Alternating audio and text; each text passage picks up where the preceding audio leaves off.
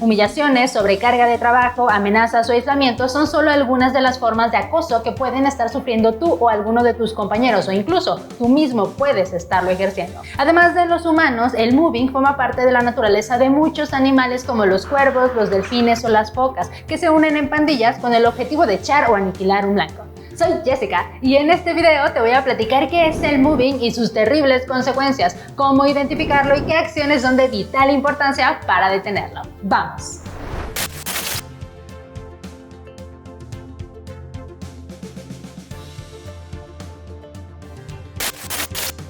Según datos de una encuesta publicada por OCC Mundial en 2018, 7 de cada 10 mexicanos ha sufrido mobbing o acoso laboral, 11% reconoció haberlo ejercido de alguna forma y 2% reconoció ejercerlo regularmente. Pero Jess, ¿qué es el mobbing?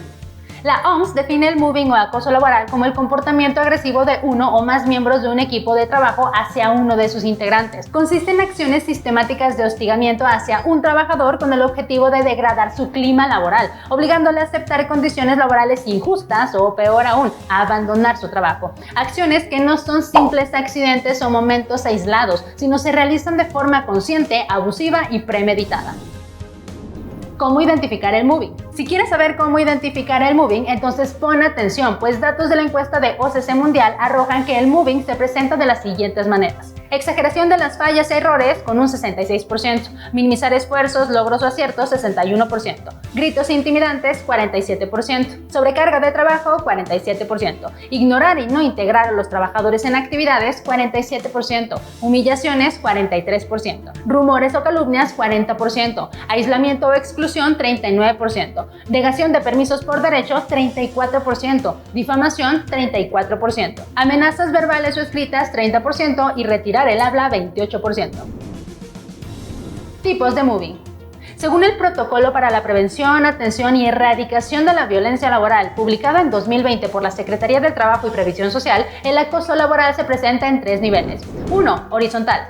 Cuando la agresividad y el hostigamiento laboral se realiza entre compañeros del ambiente de trabajo, es decir, cuando los trabajadores ocupan un nivel similar en la jerarquía ocupacional. 2. Vertical descendente. Sucede cuando la agresividad o el hostigamiento laboral se realiza entre quienes ocupan puestos de jerarquía o superioridad respecto de la víctima. 3. Vertical ascendente.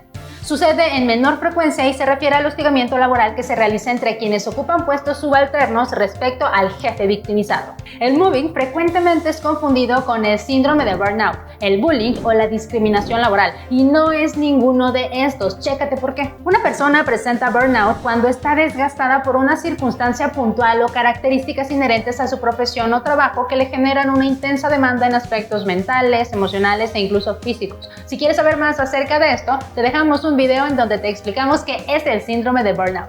El bullying es acoso escolar y se asemeja al mobbing porque busca producir daños físicos y psicológicos en su víctima o el alumno de forma intencionada y reiterada. Por su parte, la discriminación laboral tiene como base la diferencia de trato hacia un empleado a causa de diferencias físicas, culturales, por motivos de género, edad, orientación sexual, ideología política o creencias, cosas que nada tienen que ver con el desempeño laboral.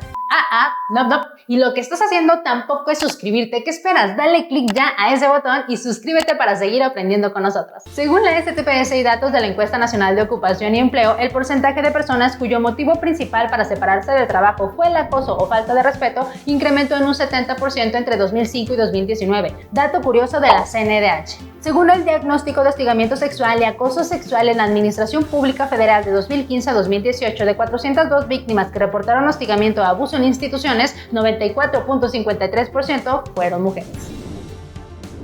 Consecuencias del mobbing. Generalmente, el objetivo del mobbing es hacer que la víctima se vaya de la organización, cosa que se logra con la disminución o deterioro de su rendimiento mediante trampas que buscan acusar al trabajador de tener un bajo desempeño, productividad, comportamiento negativo y ausentismo, los cuales son producto de la desestabilización a la cual es sometido. Las consecuencias para el trabajador pueden ser muchas y tienen impacto en diversas esferas, como 1. Nivel psicológico. El mobbing puede ser causante de ansiedad, miedo, sentimientos de amenaza, fracasos, impotencia y frustración, autoestima baja o apatía. 2. Nivel físico, causando desde dolores hasta trastornos funcionales u orgánicos, desembocando en enfermedades profesionales relacionadas con el burnout. Checa este video. 3. Nivel social. Volviéndose sensibles a la crítica, desconfiados e incluso aislados. También pueden tornarse personas agresivas u hostiles o tener sentimientos de ira y rencor, así como deseos de vengarse de su o sus agresores. La organización también sufre consecuencias. Entre ellas se encuentran 1. El rendimiento organizacional.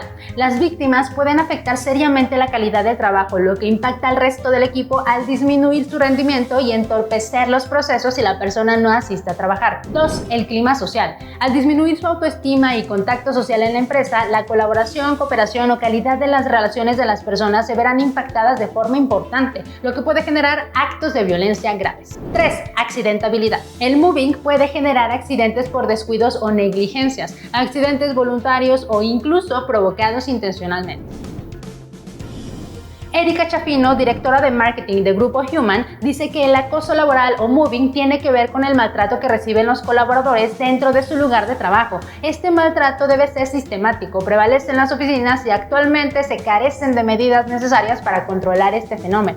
Pues 40% de los profesionales mexicanos ha experimentado acoso laboral y 5 de cada 10 personas consideran que en el lugar en el que trabajan no cuentan con los canales de comunicación necesarios para denunciar y detener estos comportamientos. Es por esta razón que tanto los líderes de las organizaciones como colaboradores y las víctimas deben tomar acciones serias al respecto. Si piensas que eres víctima de moving, te recomendamos tomar las siguientes 7 acciones clave para que puedas abordar y detener esta situación. 1. Identifica el abuso. Hay alguien que frecuentemente te critica, te excluye de reuniones importantes, te oculta información, difunde chismes o rumores sobre ti o se adjudica créditos por tu trabajo. Específicamente, ¿cuáles son las formas en que te está agrediendo? Analiza objetivamente las conductas de esa persona. ¿Se comporta así con otras personas o solo contigo? ¿Sus conductas son persistentes o simplemente eventuales? Es de vital importancia examinar y discernir cuidadosamente la situación para identificar si la persona que te molesta tiene claras intenciones de perjudicarte, ya que si solo es alguien conflictivo que incomoda a sus compañeros, ignorar y evitar a la persona es la mejor estrategia. Y aunque solo sea el típico molestón fastidioso, no olvides comunicarlo a tus superiores o al Departamento de Recursos Humanos. 2. Confronta la situación. Desde el primer momento en que inicia el maltrato, es necesario enfrentar a la persona violenta. No discutas con él ni lo amenaces, porque esto proporciona al acosador argumentos para desacreditarte ante los demás. Debes tratar de no mostrar ningún tipo de emoción, mucho menos miedo. El peor error que puedes cometer es demostrar inferioridad, porque ese es el principal alimento de los acosadores. El confrontar la situación también significa que evites caer en provocaciones. Los acosadores son impulsivos y no les gusta el diálogo, por lo que debes mantenerte en control y también aprender a decir no. Recuerda que tanto tú como tus compañeros tienen sus propias responsabilidades y deben dar cuentas de ellas. El acosador te pedirá favores con tal de mantenerte ocupado y de que no llegues a tus metas. Por último, evita ser previsible, ya que el acosador basa su actuación en el conocimiento que tiene de los comportamientos de su víctima. Y si ésta le sorprende con acciones o reacciones que no se esperaba, comenzará a generar inseguridad y acabará desistiendo. 3. Reúne pruebas. Documenta y registra todas las agresiones de tu acosador desde el inicio. Puedes grabar las conversaciones, guardar notas manuscritas o emails que provengan de él o ella y en donde se reflejen sus palabras o actos de violencia. Incluso es ideal llevar un cuaderno de anotaciones detallado donde coloques días, horas, tipo de agresión, contexto, testigos, lugares, expresiones utilizadas, etc. De cara a una posible demanda judicial, es indispensable que cuentes con documentación física que pueda avalar tu testimonio. De esta manera tendrás más herramientas para poder negociar con la empresa una resolución satisfactoria. 4. Protege y guarda bajo llave los archivos, documentos y datos de tu trabajo. Ten cuidado porque el hostigador puede intentar manipular esta información en tu contra. Debes desconfiar en todo momento del acosador, pero sin llegar a obsesionarte con eso. ¡Hey! Pero con nosotros sí obsesiónate. ¿Ya te suscribiste? Anda, dale clic a ese botón y sigue aprendiendo más. 5. Respáldate de testigos. Siempre que tengas un enfrentamiento con el acosador, procura que haya testigos. Si no es así, entonces evita tenerlo. Disponer de testigos de sus actitudes y acciones es una manera de reunir pruebas contra él si la situación se agrava y también de que tus compañeros adquieran conciencia del problema y, por lo tanto, que el acosador quede al descubierto. 6. Habla de lo que sucede. No esperes a que las cosas se calmen ni a un cambio de actitud del acosador. Es de vital importancia que lo comuniques a tu superior para que pueda tomar cartas en el asunto. Puede ser un jefe de la misma área, un superior de otro departamento o al departamento de recursos humanos. 7. Pide asesoramiento especializado. Si el problema no deja de aumentar, será fundamental que busques asesoramiento psicológico y legal para aprender a afrontar el problema. Un abogado experto en derecho laboral podrá asesorarte sobre tus derechos y sobre cómo reunir pruebas y testimonios con los que respaldar una posterior denuncia legal. El acoso laboral destruye la autoestima y lleva al aislamiento, la ansiedad y a la depresión. Someterte a terapia psicológica te ayudará a evitarlo y a reforzar tu personalidad.